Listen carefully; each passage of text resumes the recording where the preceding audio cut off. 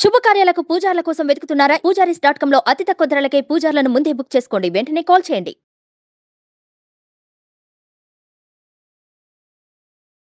నమస్తే, welcome to Suman TV. నేను మీ యామ్ని.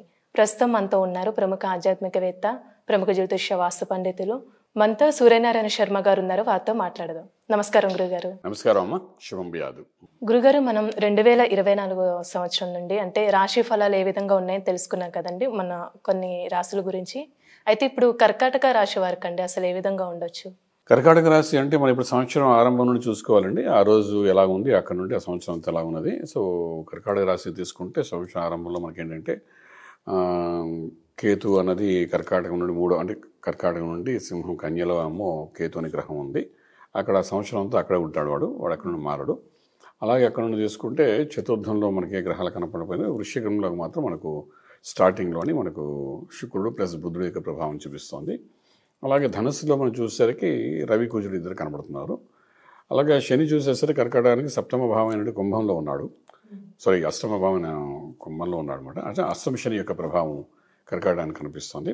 అలాగే 9వ భావంలో చూస్తే రాహు కనిపిస్తున్నాడు. 10వ ఇంట్లో చూస్తే మనకు బృహస్పతి కనిపిస్తున్నాడు. ఫైన్. ఇలా ఉంటుంటే మనకి ఏంటంటే ఈ కర్కాటక రాశిలోని ఒక 10వ ఇంట్లో రాజ్యంలో గురుడిని ప్రభావం ఉన్నప్పటికీ కూడా, అంటే రాజ్యంలో గురుడు ఉండడం, ఈ లగ్నానికి యోగించేవాడు ఎక్కడున్నాడని ఫస్ట్ మనం చూసుకోవాల్సి వస్తుందన్నమాట. కర్కాటక రాశికి కుజుడు రాజ్యోకారకుడు అంటాం. అటువంటి కుజుడు మనం చూసుకునేసరికి రవితో కలిసి 6వ ఇంట్లో కూర్చున్నాడు అనమాట. సో ఇక్కడ మనకి ఏంటంటే ఇది ఎంతవరకు మనకు వర్కౌట్ అవుతుంది అంటే ఆరోగ్య స్థానంలో ఉన్నారన్నమాట. కుజుడు ప్లస్ రవి ఇద్దరు కలిసి ఉన్నారు. అంటే ఆరోగ్య స్థానంలో 2 పాప గ్రహాలు కలిసి ఉన్నాయి. 2 అగ్నితత్వం గల గ్రహాలు ఉన్నాయి న్యూ ఇయర్ స్టార్ట్ అయ్యే టైంకి. అలాగే అష్టమంలో శనీశ్వరుడు కూర్చున్నాడు. అష్ట కష్టాలు పెట్టడానికి ఉన్నాడు. సో 8వ ఇంట్లో శనీశ్వరుడు ఆరోగ్యం ఆయుష్ సంబంధించిన వాడు అనమాట. ఆయుష్ సంబంధించిన వాడు 8వ హౌస్లో ఉన్నాడు. ఆరోగ్యం సంబంధించిన ప్లేస్లో రవి కుజుడు అనే 2 పాపగ్రహాలు కూర్చుని ఉన్నాయి. అంటే ఆరోగ్యం ముందు బేసిక్ థింగ్, కాదా ఆయుష్ సెకండ్ థింగ్. అంటే ఆరోగ్యం బాగుంటే ఆయుష్ బాగుంటుంది, ఆరోగ్యం బాగాలేకపోతే ఆయుష్ కూడా క్షీణిస్తుంది. ఇది దేవుడు లక్ ఏమైనా ఫేవర్ అవుతుందా ఆయనకి అనేసరికి 9వ ఇంట్లో భాగ్యస్థానం ఉంటారు. అక్కడ ఒక రాహుని గ్రహం కూర్చున్నాడు. సో వాడు మళ్ళీ పాపగ్రహమే. సో ఇక్కడ ఏంటంటే ఆరోగ్యం కనిపించట్లేదు, ఆయుష్ ప్రాపర్గా కనిపించట్లేదు. అంటే కొంచెం క్రిటికల్ యాక్టివిటీస్ జరగడము, ఆపరేషన్స్ జరగడానికి అవకాశం ఉంది చెప్తున్నది. దానికి ఏమైనా అదృష్టం కలిసి వస్తుందా అంటే అదృష్టం కూడా వాళ్ళకి రాహు 9వ ఇంట్లో ఉండడం వల్ల వాడు సహకరించడు, ఎందుకంటే నెగిటివ్ ప్లానెట్ కాబట్టి. ఇవన్నీ దాటుకుని వెళ్తే 10వ ఇంట్లో రాజ్యం బాగుంది అంటున్నాడు. అంటే ఇవన్నీ అంటే ఆరోగ్యం ఇవన్నీ ఎలాగున్నా రాజ్యాన్ని నిలబెట్టుకోవడం చేసే ప్రయత్నాల్లో సక్సెస్ అయ్యడానికి అవకాశం ఉంటుందంట. సో ఇలా ఉంటుండగానే మనకేంటి ఇదంతా మనకు సుమారుగా మే 1 వచ్చేసరికి ఏంటంటే రాజ్యంలో ఉన్న బృహస్పతి మన వృషభ రాశిలోకి వస్తాడట. మేషంలో వృషభంలోకి వస్తాడు. అంటే అక్కడికి ఏమైపోయింది, మళ్ళీ వాడి లాభస్థానంలోకి వస్తున్నాడు. అలాగే మనకు కుజుడు వాడు ఏంటంటే మార్చి 15 నుండి మే 1 వరకును సింహం, అంటే మనకున్న కుజుడు ఎవరైతే ఉన్నాడో ఇప్పుడు వాడేమో కుంభంలోకి ప్రవేశిస్తాడనమాట. అక్కడ శనితో కలిసి ఉంటాడు. అంటే అష్టంలో ఏమైపోయింది, శని కుజుల కాంబినేషన్ కూడా మార్చి 15 నుండి ఈ మే 1 తారీఖు వరకు ఉంటాం. అంటే ఆయుష్ స్థానంలో ఈ 2 కలిసి యుద్ధాలు చేస్తాయి. యుద్ధం చేయడం అంటే వాళ్ళిద్దరికి పడదు, శని కుజులు పడదు.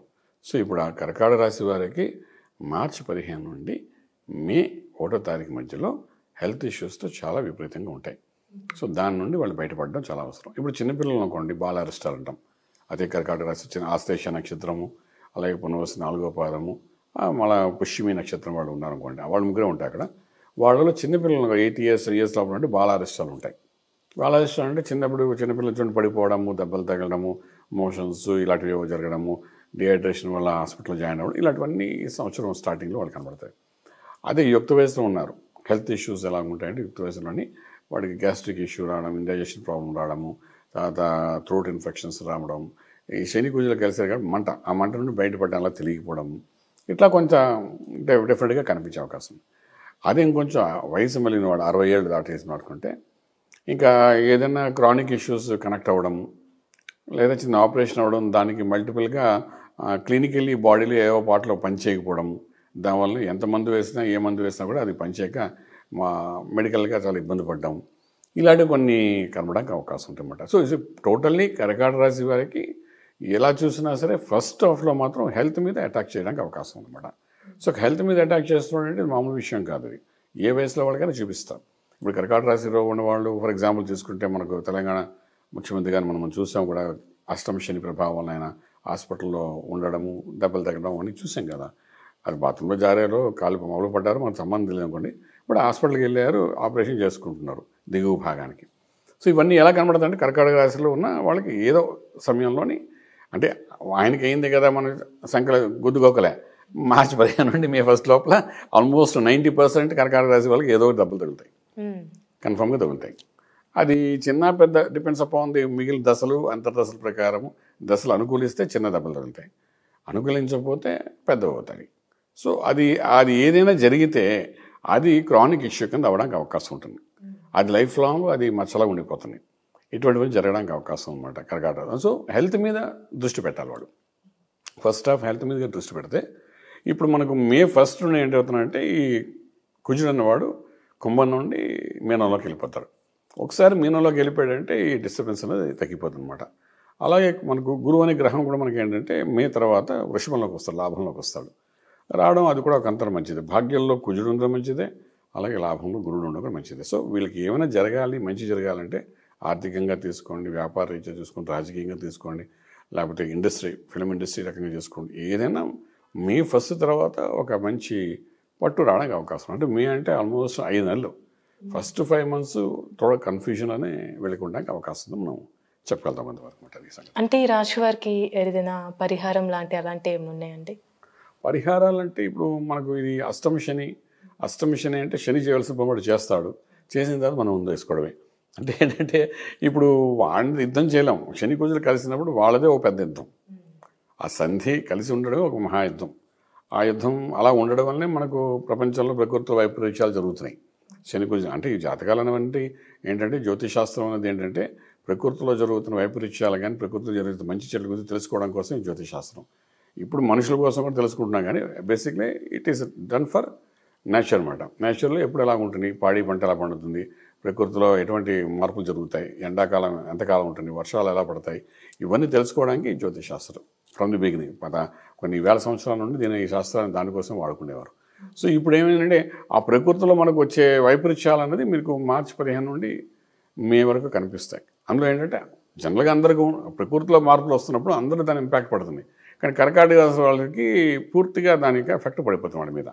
మిగిలిన వాళ్ళకి ఏదో గొడుగు పెట్టినట్టుగా ఎండాకాలం వర్షాకాలం గొడుగు పెట్టుకుంటారు కదా, పట్టుకున్నవాడికి ఏం కాదు కదా, అలా ఉంటుంది మిగిలిన వాళ్ళకి. వీడొక్కడికే కర్కాటక రాశి వాళ్ళకి ఇవన్నీ ఇబ్బంది కలుగుతుంటాయి అన్నమాట. సో ఇలాంటప్పుడు ఏంటంటే ఈ కుజుడు శని 2 కాంబినేషన్స్లో అక్కడ ఎఫెక్ట్ అవుతుంది. కాబట్టి ఫస్ట్ హాఫ్లో సుబ్రహ్మణ్యేశ్వర స్వామికి ఆరాధన చేయడం, అభిషేకం చేయడం, ఇవన్నీ బాగా పనిచేస్తాయి. అలాగే శివుని కూడా ఆరాధన, పంచశక్తులు ఉన్నాయి కాబట్టి నమ్మకం, చమకం, రుద్రం, శ్రీశక్తం, పురుషశక్తం 5 ఉన్నాయి. ఈ 5 ఏదో ఒక దాంట్లో అభిషేకం చేసుకోవడం, ఇంట్లో చక్కగా తీర్థం తీసుకోవడం. మన వాళ్ళు ఎవరు హిందువులైనా వాళ్ళంతా వాళ్ళకి చేసుకుంటే ఏంటంటే కొంతవరకు ఈ ఆయుష్, అన్నిటికీ ముఖ్యం ఆయుషే కదండి. సో మనకేంటి ఆ స్పీడ్ లెవెల్స్ తగ్గించేస్తుంది. డైనమిక్ ఉన్నవాడు కూడా ఈ హెల్త్ ఇష్యూ రాగానే ఒక్కసారి పడిపోతాడు కిందకి. అలా ఉంటుంది కాబట్టి డెఫినెట్గా అలా చేసుకోగలిగితే మంచి రిలాక్సేషన్గా ఉండడానికి ఉంటుంది. అదొక చిన్న రెమెడీ అని చెప్పచ్చు. అలాగే మనకి ఏంటంటే ఈ భాగ్యంలో రాహు ఉండడం వలన డెఫినెట్గా ఈ 9th house రాహు ఏం చేస్తుందంటే మన యొక్క విదేశీయానం గురించి చెప్తుంది. అలాగే 9th house మన హైయర్ ఎడ్యుకేషన్ గురించి చెప్తుంది. 9th house రాహు ఏమో అంటే 9వ ఇల్లు మనకు భాగ్యం, అదృష్టం గురించి చెప్తుంది. అలాగే 9వ ఇల్లు తండ్రి గారి గురించి కూడా చెబుతుంది. అలాగే 9వ ఇల్లు మనకు విదేశీ చదువు కూడా, పీజీ ఇవన్నీ చేస్తారు కదా, ఎక్స్ట్రాడినరీ స్టడీస్ గురించి కూడా చెప్తుంటుంది మేడం. సో ఈ 5కి సంబంధించి ఆ 9వ ఇంట్లో రాహు అనే పాపగ్రహం కూర్చున్నాడు. ఆ కూర్చోవడం వల్ల అంటే చిన్నపిల్లలకి విదేశాలకి చదువుకునే వాడు చదువు ఎక్కదు. అలాగే తండ్రికి అంటే ఇప్పుడు కర్కాటక రాశిలో పుష్యమి నక్షత్రం కానీ, పునర్వసు 4వ పాదం కానీ, ఆశ్లేష నక్షత్రంలో పుట్టిన వాడి యొక్క తండ్రి గారికి 9వ ఇంట్లో అక్కడ రాహు ఉన్నాడు కాబట్టి ఏదో ఒక డిస్టర్బెన్స్ తీసుకొస్తారు, హెల్త్ వైజ్ అని తీసుకొచ్చే అవకాశం ఉంటుంది. ఈ 2వది అదృష్టం. 9వ ఇంట్లో రాహు ఉన్నది కాబట్టి కర్కాటక రాశి వారికి ఇప్పటి వరకు ఏది చేసినా నడుస్తున్న కథలో వెళ్ళిన వాళ్ళకి ఈ 9వ ఇంట్లో రాహు రాగానే మొత్తం ఆ గర్వం పోగొట్టుకునేటట్టుగా ఆ లక్ ఫేవర్ చేయదన్నమాట. ఎప్పుడైతే లక్ ఫేవర్ చేయడో మనం హార్డ్ వర్క్ మీద ముందుకెళ్ళాలి. హార్డ్ వర్క్ చేసేవాడు ఇప్పుడు ముందుకు వెళ్ళిపోతాడు, హార్డ్ వర్క్ చేతగానివాడు అక్కడ ఉండిపోతాడు. సో ఇదేంటంటే లక్ అనేది మిస్ఫైర్ అయిపోతుంది వాడికి. అలాగే 9వ ఇంట్లో మనం చూసినా చదువు, ఎక్స్ట్రాడినరీ స్టడీస్ అది బ్రేక్ అయిపోతాయి, అవి సరిగ్గా ఉండవు. అలాగే విదేశాలకు వెళ్ళి సెటిల్ అవ్వాలనుకున్న వాళ్ళు కూడా 9వ ఇల్లు ఒకసారి చూస్తాం, దానికి కూడా కొన్ని డిస్టర్బెన్సెస్ అయ్యే అవకాశం ఉంది. సో 9వ ఇంట్లో రాహు ఒక రకంగా ఏడిపిస్తాడు, వాడు అక్కడే ఏడాదంతా ఉంటాడు. సో ఈ 5 ఆస్పెక్ట్స్ మీద దాన్ని కూడా మనం కంట్రోల్ చేయాలి. సో అంచేతంటే ఇదంతా అభిషేకము ఇవి చేసుకోవడము, నార్మల్గా ఉండడం. అలా ఉంటే ఫస్ట్ హాఫ్ మనకి ఎప్పుడైనా మే 1 కల్లా కొంతవరకు వెల్త్ మీద అటాక్ పడతాయి కదా, ఆ తర్వాత మనిషి స్లో అయిపోతాడు. సో మొత్తంగా చెప్పాలంటే కర్కాటక రాశి వారికి ఏం చేసినా కూడా ఈ సంవత్సరం కొంచెం న్యూట్రల్గా డల్గానే ఉంటుంది. అంతే ఎక్స్ట్రాడినరీగా వెళ్ళడానికి అవకాశం అయితే చాలా తక్కువ అని చెప్పొచ్చండి. చాలా చక్కగా తెలియదు గురుగారు. ధన్యవాదాలండి. శుభం బియాదు.